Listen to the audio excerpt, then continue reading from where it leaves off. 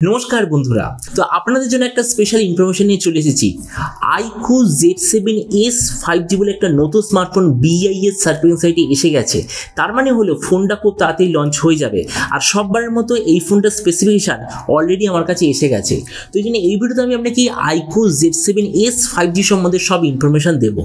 তো চলুন শুরু করা যায় ভিডিওটা কোনো সময় নষ্ট না করে। আপনি যদি গ্যাজেট ওয়ার্ল্ড বাংলা চ্যানেলে প্রথমবার আসেন আর এরকম বাংলা টেক ভিডিও ডেইলি দেখতে চান, তাহলে গ্যাজেট ওয়ার্ল্ড বাংলা চ্যানেলটা সাবস্ক্রাইব অবশ্যই করে নেবেন। তো প্রথমে আমরা আলোচনা করব স্মার্টফোনটার ডিজাইন সম্বন্ধে। তো যেমন আপনি দেখতে পাচ্ছেন, এই যে নতুন ফোনটা পেছন দিক থেকে দেখতে এক্স্যাক্টলি এরকম হবে।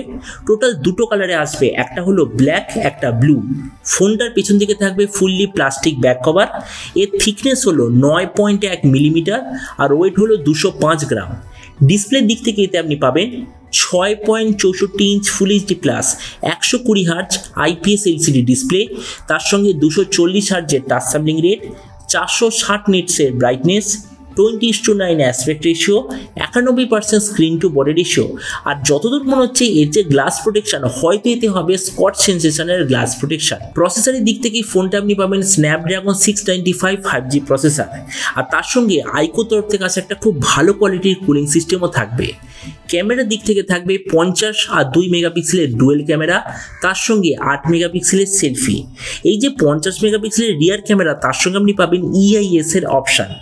এই যে ফোনটা টোটাল দুটো ভেরিয়েন্টে লঞ্চ হবে, 6 128GB আর 8 128GB। র্যামের কোয়ালিটিটা হবে LPDDR4X, মেমোরিতে থাকবে UFS 2.2, আর তার সঙ্গে অবভিয়াসলি থাকবে হাইব্রিড কাস্টটের অপশান। ব্যাটারিতে আছে 6000 mAh ব্যাটারি, 80 ওয়াটের চার্জার, আর কানেক্টিভিটি হলো USB Type-C। তো এবারে স্মার্টফোনের বাকি কিছু ফিচারোলজিতে আপনি পাবেন Android 13 out of the box, side mounted fingerprint sensor, 3.5mm jack, আর স্পিকারের দিক থেকে আছে সিঙ্গেল স্পিকার, আর NFC তো অবভিয়াসলি পাবেন। তো এবার সবচেয়ে মেন জিনিস, ফোনটা কী দামে লঞ্চ হবে আর কবে লঞ্চ হবে। তো দেখুন, যতদূর মনে হচ্ছে এই আগামী মাসে, মানে মে মাসের আশেপাশে ফোনটা অবভিয়াসলি লঞ্চ হয়ে যাবে।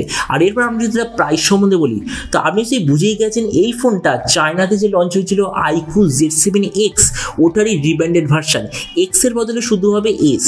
এই ফোনটা চায়নাতে লঞ্চ হয়েছিল 1300 ইউয়ানে। তার মানে ফোনটা যখন ইন্ডিয়াতে লঞ্চ হবে, প্রাইস হবে ওই 16 থেকে 17,000 ইন্ডিয়ান টাকার মধ্যে। আর আপনাদের ভিডিওটা বাংলাদেশ থেকে দেখে থাকেন, তার যতদূর মনে হচ্ছে বাংলাদেশে এটা লঞ্চ হবে ওই 25,000 বাংলাদেশি টাকার আশেপাশে। তো এবার সব ভিডিওর মধ্যে আপনাকে জানাবো এই যে ফোনটা যে আসতে চলেছে, তো এই দামে এটা কি সবচেয়ে বেস্ট হবে নাকি এর চেয়ে বেটার অন্য কোনো ফোন অ্যাভেলেবেল আছে। তো দেখুন, এইখানে আমি একটাই বলবো, এই প্রাইস পয়েন্টে একটাই স্মার্টফোন আমার মতে মনে হয় এই IQOO ফোনটার সঙ্গে কম্পিট করতে পারবে, সেটা হলো Motorola G71, যেটা আজ থেকে প্রায় 1.5 বছর আগে লঞ্চ হয়েছিল। আর সবচেয়ে মেন জিনিস হলো এটার দাম এক্স্যাক্টলি নতুন IQOO ফোনটার মতো।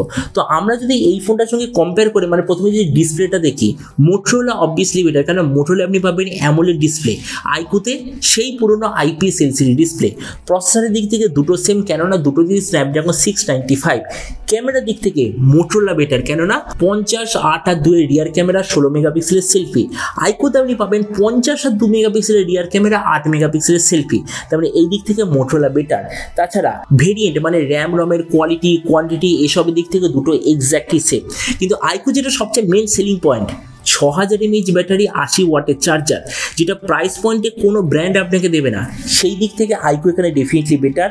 অ্যান্ড্রয়েড ভার্সানের দিক থেকেও IQOO বেটার, কেননা IQOOতে আপনি পাবেন Android 13 out of the box, মানে এতে আপনি ম্যাক্সিমাম Android 15 অব্দি আপডেট পাবেন। কিন্তু Motorola লঞ্চই হয়েছে Android 11 আউট অফ দ্য বক্সের সঙ্গে, তার মানে এতে আপনি ম্যাক্সিমাম Android 13 অব্দি আপডেট পাবেন। তো সেই দিক থেকে IQOO বেটার।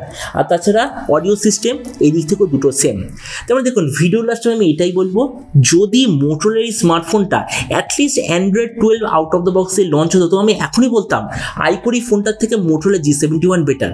কিন্তু কেননা একটা ফোন অ্যাটলিস্ট আপনি 2 বছর ব্যবহার করবেন, আর ফোনটা যদি এই মুহূর্তেই থাকে Android 11, তাহলে আপনি বেশি দিন ব্যবহার করতে পারবেন না, আর অনেক অ্যাপসের সাপোর্টও বন্ধ হয়ে যাবে। তো ওই হিসাবে আমার মতে মনে হয় এই প্রাইস পয়েন্টের সবচেয়ে ভালো স্মার্টফোন এই IQOO Z7s হবে।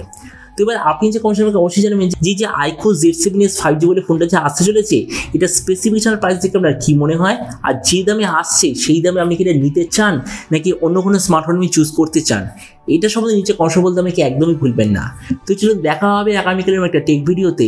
Till then stay tuned and always remember, think positive, be positive. Thank you.